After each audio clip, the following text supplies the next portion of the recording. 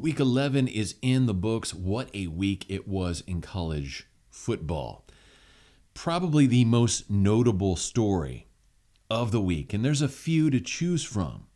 The most notable story, though, TCU is for real. They won a 17-10 defensive struggle against the University of Texas in Austin. So if there's any doubt that TCU, are they real, are they not, they are for real.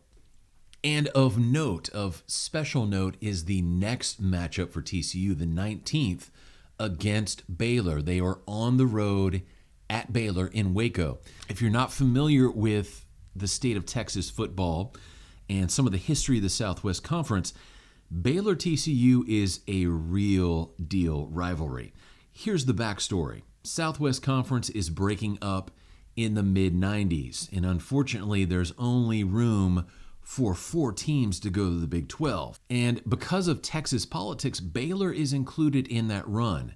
They get to go to the Big 12. TCU is cast out and forced to fend for themselves. Now, we all know TCU climbs the mountain.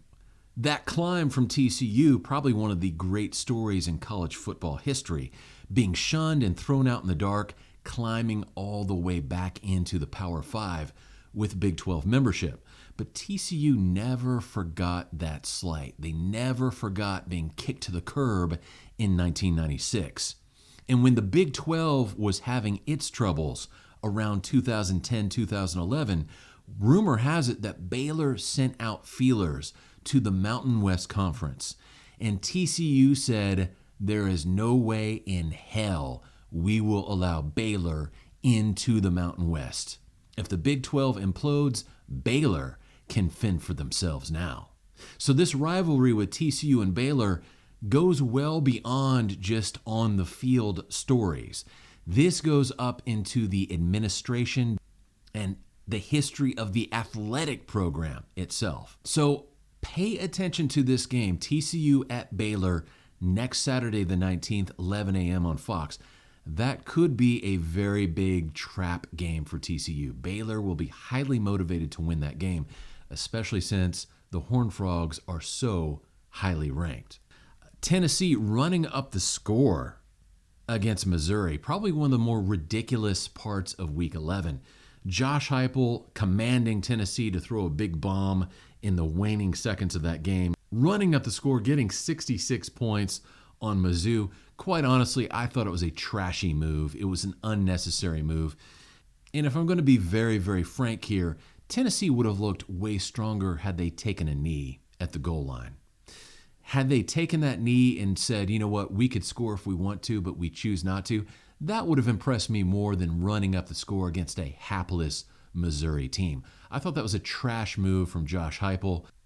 And hopefully that comes back to haunt them when it comes to playoff ranking time later on this season. Other news, Georgia and LSU are set. That matchup is set in December for the SEC title. LSU has come on strong the second half of this season. I don't think they stand a chance against Georgia in December for the SEC title, but good for LSU. Brian Kelly has turned the team around. He's got Baton Rouge finally to give him their support. So good on LSU. Last but not least, Bama perseveres on the road against Ole Miss. One of certainly the best games from Week 11. As tough of a season as this is for Bama fans, guys, you still only lost 2 games. I know that's a bad season at Bama, but honestly, next season's going to be a lot better. I suspect you're going to have a new offensive coordinator, and the discipline issues are going to be resolved by then. So suffer through this 2-loss season, Bama. I think things will get better soon.